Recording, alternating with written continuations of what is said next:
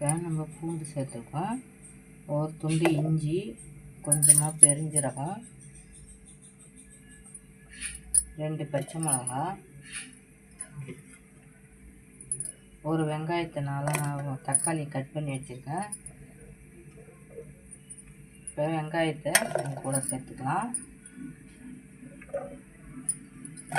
இப்போ நம்ம இதை ஒரு பேஸ்ட் பதமாக நம்ம அரைச்சி எடுத்துக்கலாம். இப்போ இது நண்டு குழம்பு வைக்கிறதுக்காக. இப்போ இது நான் வந்து மிளகுத்தூள் கடைசியில் நான் தூவி இறக்கிக்குவேன். இந்த மாதிரி டேஸ்ட்டில் ஒரு இது செஞ்சு பாருங்கள். வாங்க அரைச்சி எடுத்துகிட்டு வந்துடலாம். இப்போ கடாய் காஞ்சிடுச்சு. இதில் எண்ணெய் சேர்த்துக்குங்க. எண்ணெய் சேர்த்துக்கிட்டு இதில் கொஞ்சமாக பெருஞ்சீரகம் சேர்த்துங்க.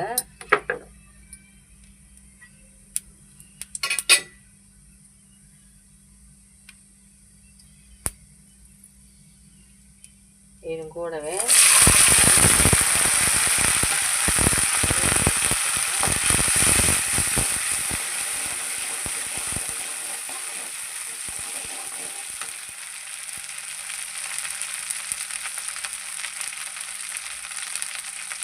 இது நல்லா வதங்கி வரட்டும்.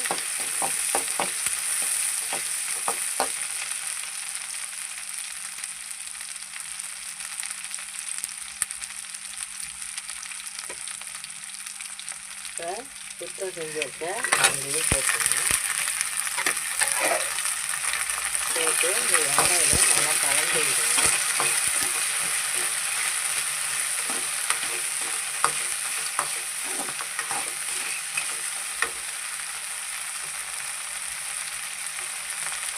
கொஞ்சமாக மஞ்சள்தூள்,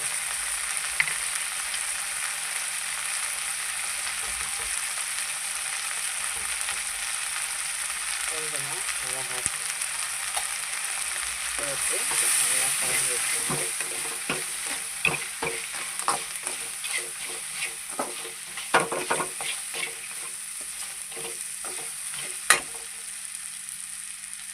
இப்போ நம்ம அரைச்சி வச்ச பேஸ்ட்டை சேர்த்துக்கலாம்.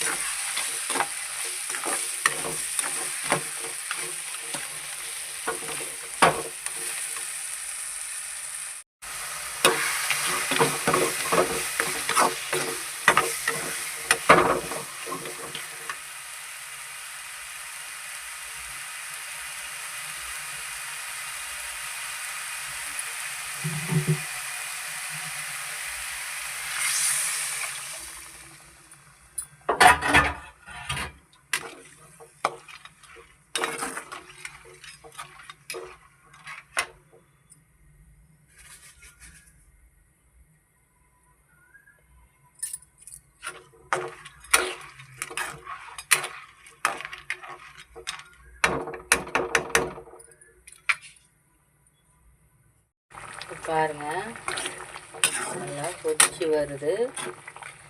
நல்லா கொதிச்சு நல்லா சுண்டி வரட்டும். அப்போ நம்ம வந்து கடைசியில் மிளகுத்தூள் தூவி நம்ம இறக்கிடலாம். சூப்பரான நண்டு தொக்கு ரெடி ஆகிடும். இப்போ போதும், இது தொக்கு மாதிரியே ரெடி ஆகிடுச்சு. இப்போ நம்ம மிளகுத்தூள் தூவி நம்ம இறக்கிக்கலாம். வந்து மிளகுத்தூள் தூவும்போது டேஸ்ட் சூப்பராக இருக்கும். வந்து நண்டு தொக்கு வந்து கொஞ்சம் காரசாரமாக இருந்தால் தான் டேஸ்ட்டு சூப்பராக இருக்கும். சளி அதிகமாக இருக்கிறவங்க நண்டை விரும்பி சாப்பிட்டா ரொம்ப நல்லது, சளி குறையும். பாருங்கள், சூப்பரான சுவையான நண்டு தொக்கு ரெடி ஆகிடுச்சு. அவ்வளோதான். நன்றி.